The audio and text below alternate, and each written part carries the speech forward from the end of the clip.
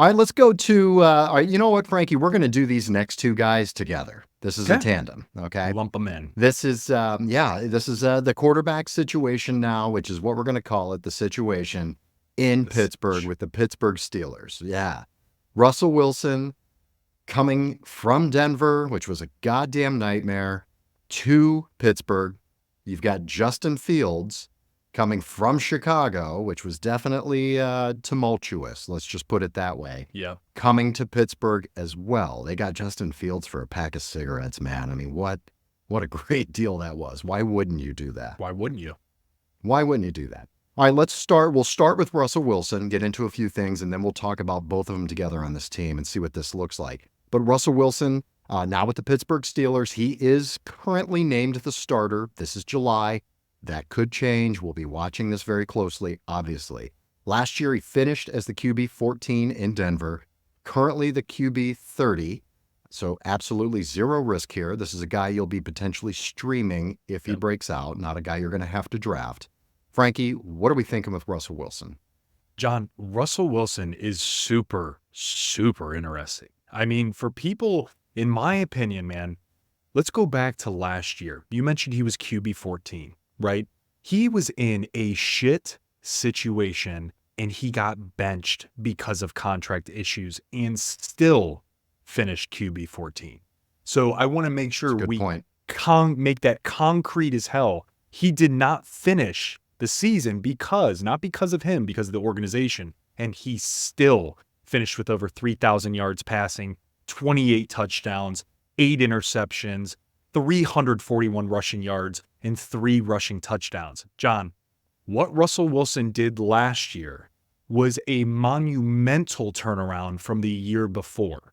Okay, because that year in 2022 was awful. That was so bad. It was borderline embarrassing. So now you have Russell Wilson, John, going to the Steelers side with the guy we were just shit talking, Arthur Smith.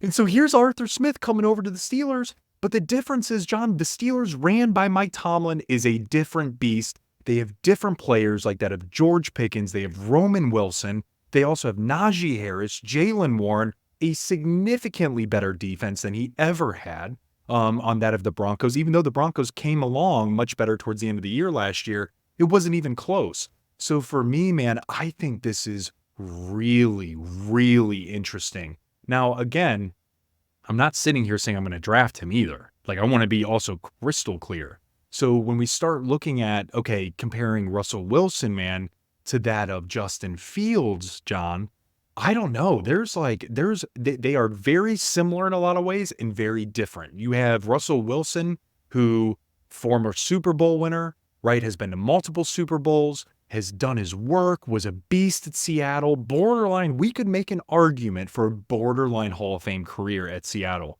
Absolutely dumpster dives in Denver. And then last year kind of made a comeback. But so then you look at Justin Fields, like I mentioned, dude, and you had a guy who terrible in his first year, got a little bit better in his second year. John, he's progressing at a good rate, but he had a terrible team around him. He didn't have Cortland Sutton. Yeah, he had DJ Moore, sure. But outside of that, John, I would take Denver's weapons last year over that of Chicago's any day of the week and twice on Sunday. I mean, you look at the running back situation, you look at the offensive line, you even look at, I mean, dude, dare I say at that point in time, the head coach even was Sean Payton versus Matt Eberflus. Like the entire thing, man, I think Justin Fields was working kind of like with an uphill battle already.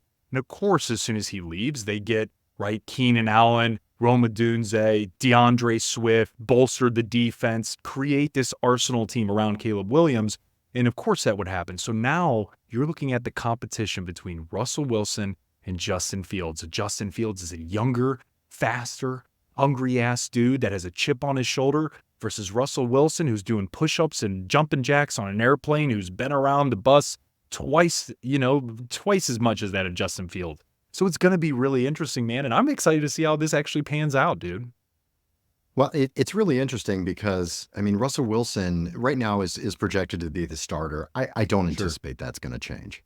I can very much see them. Obviously, Justin Fields is going to be an insurance policy. They saw what happened last year. Their quarterback situation was terrible. Pickett Terrible. got hurt. They had to put in, was it Mason Rudolph ended up, I mean, just a bunch of shit, man. I mean, just garbage. It's such a Trubisky good here and there. organization. They were like, give us some fucking good quarterbacks, please. Now they've got it. What'll be interesting, though, is that are they going to utilize Justin Fields on the field with Russell Wilson healthy? Could. Are they going to could they do a little wildcat? Could they do a 2-quarterback situation using Justin Fields either as a decoy or an RPO type option? I love that. Russell Wilson's very good at that. Very, very good at that. So having both of those guys kind of peeling out to the right, it's kind of interesting, man. You know, It's totally kind of interesting. Yeah. And then you were talking about in the last episode, actually, about Roman Wilson. Yeah. And you were comparing him with Tyler Lockett. And you've got the George Pickens, which is very much the DK Metcalf type receiver. So I think it's a very similar just structure, similar archetypes of who he's throwing to. Good word, archetypes. Oh, good word. Yeah.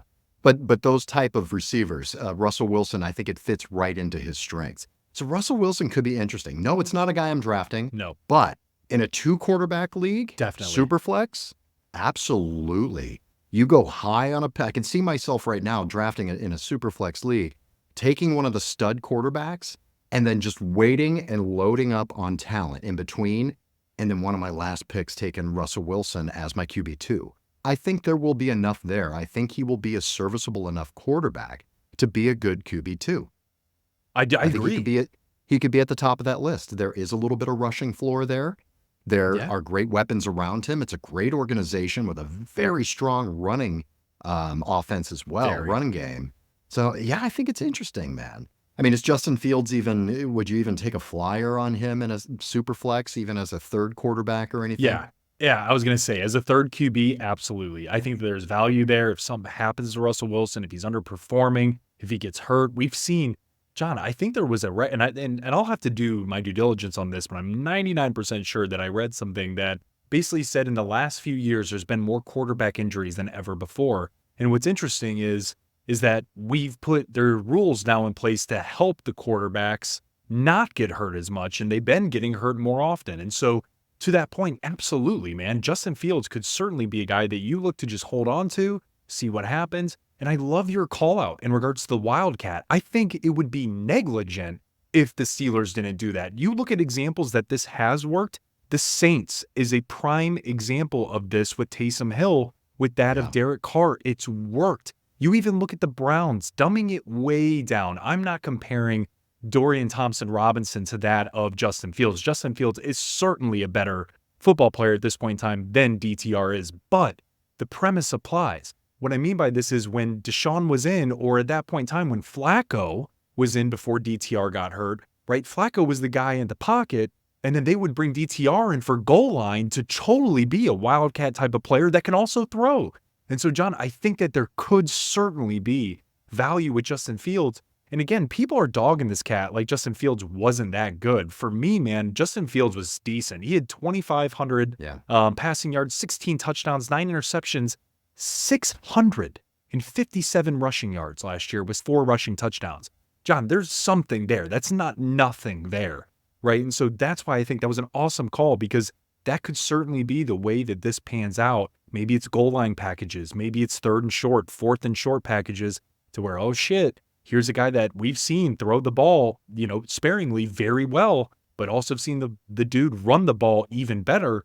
Look out. Like, they could look to implement some sort of wildcat. I love it. One thing this does, even though I'm not super excited about drafting either of these guys, one thing it does, it makes me feel very excited about George Pickens. Yes. It makes me feel safe to draft Roman Wilson as a flyer rookie receiver. It makes me feel safe taking Pat Friermuth, knowing that I don't have to draft him. I can punt on tight end, take Firemouth, and feel really good about it. I mean, that's what the fantasy implications really for Russell Wilson are to me. It makes me feel very good about the receiving options in Pittsburgh, which I haven't felt in a very long time.